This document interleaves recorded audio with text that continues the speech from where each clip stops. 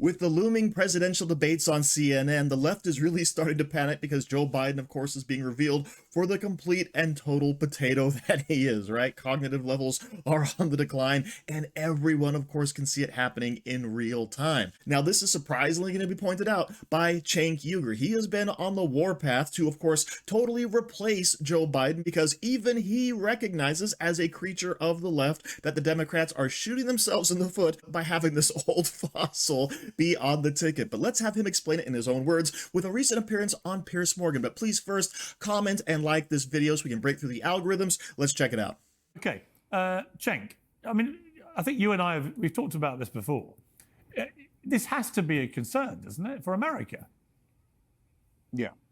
Yeah, it's actually very depressing on a number of fronts, including that my side, the Democrats, have now become like MAGA.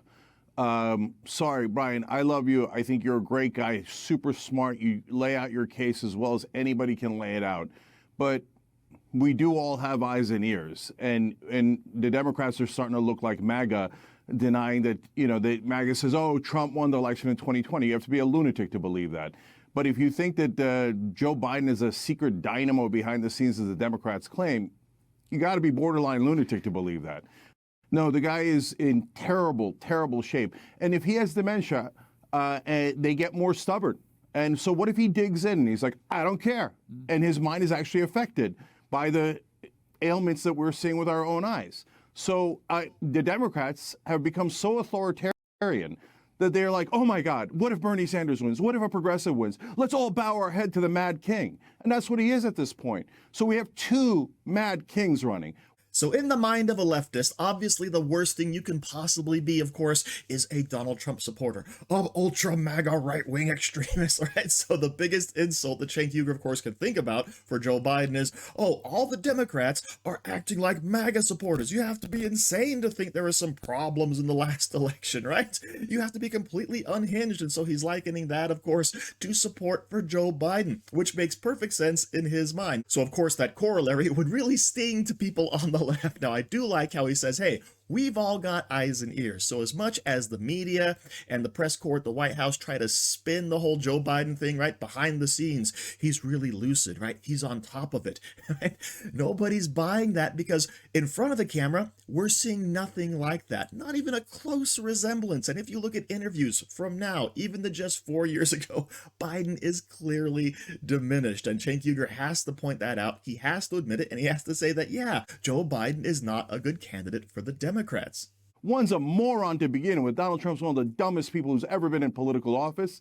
And now his brain is melting too. He's saying, oh, you do look at Joe Biden, he has dementia. My doctor, Ronnie Johnson, he told me it's Ronnie Jackson, you idiot.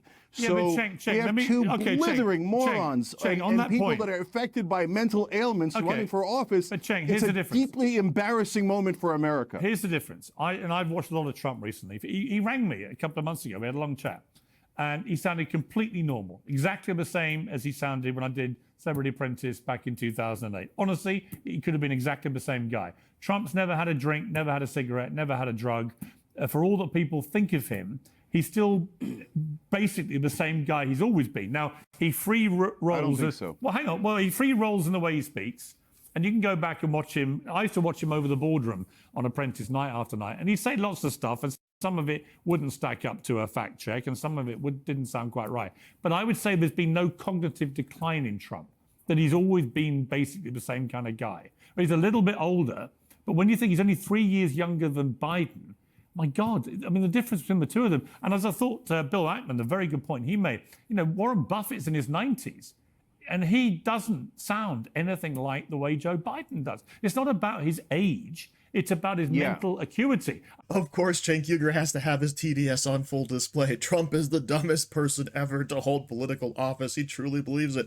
And Trump also has dementia because he called his doctor by the wrong name. And it's like, okay, that's the big spin the left is trying to do on Trump, right? Like, oh, look, Trump makes gaffes as well. But here's the difference. Trump is willing to go in front of an audience and speak for over an hour without necessarily using a teleprompter. He's willing to go and give interviews to basically any outlet, okay?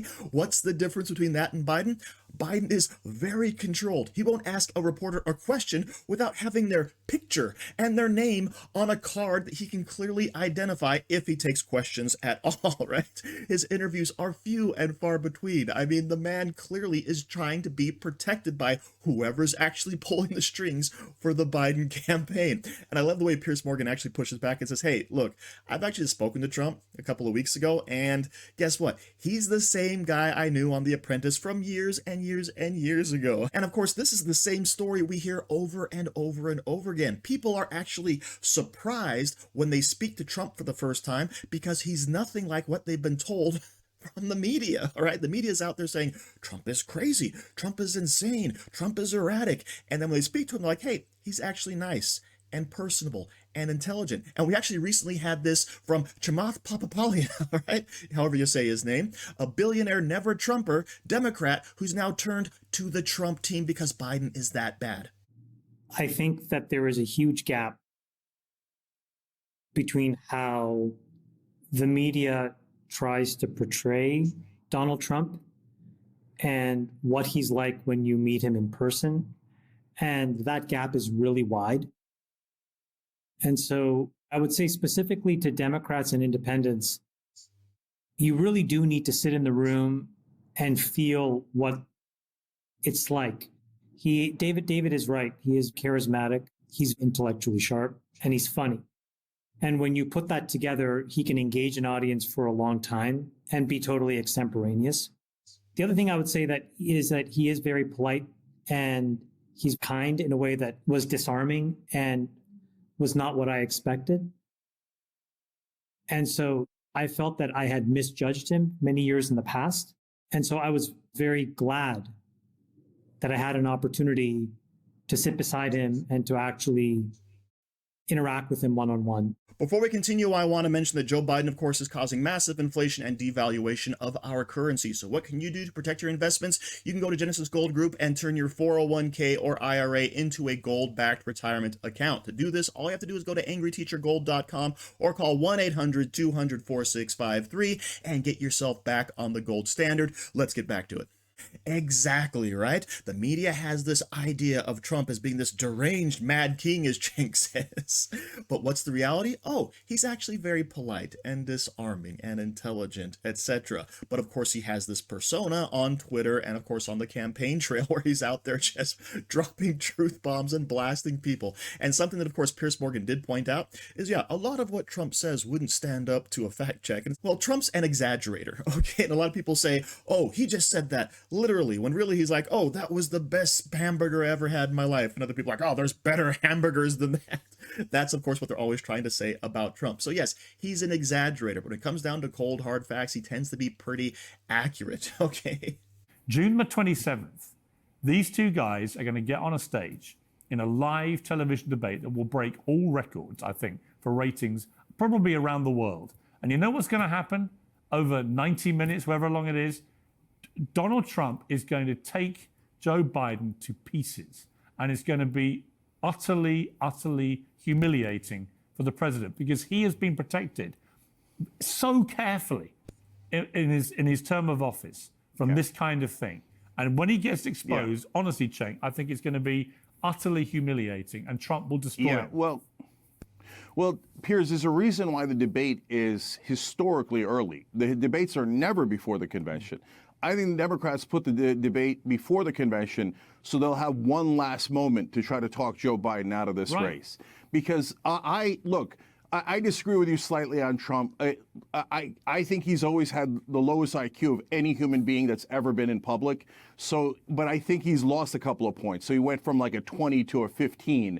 He's way, way below Biden, but I get it. He looks energetic. Biden looks like, I mean, come on, guys. The emperor has no clothes. They hate me for telling people that the emperor has no clothes, but my job is in news. We all can see how incredibly old he is. So my point is, for God's sake, pull him. If you don't pull him, We're going to lose to Trump. Why do you want to lose to Trump? Couple of interesting things there. First, this is not like the official presidential debates that normally happen. This is put together by CNN. Normally we have a host, but there's actually a presidential debate committee. This is not going through that, so they have their own rules, etc. Next, it is going to go on for an extended period of time. They will be standing up as far as all the rules go. Who cares about that? But Piers Morgan, I think, is falling into a little bit of a trap here because he's saying that Joe Biden is going to be completely torn apart by Donald Trump. And don't get me wrong, I hope that happens. However, right, that sets the bar so low for Joe Biden that if he just shows up and says, "Hi, I'm Joe Biden, I'm running for president," then everybody will be like, "Oh, that's a win, good job." And remember, he is going to be hopped up on all kinds of medications, right? They give him speed and Dramamine and child's blood, whatever it takes to make him lucid for that 90 minutes, okay? So don't expect him to come out there and be like the bumbling idiot he is at G7. Expect him to be more like he was at the State of the Union address, where he's fired up and angry, okay? So I hope it's a complete evisceration by Donald Trump on Joe Biden, but I think they're going to have him doped.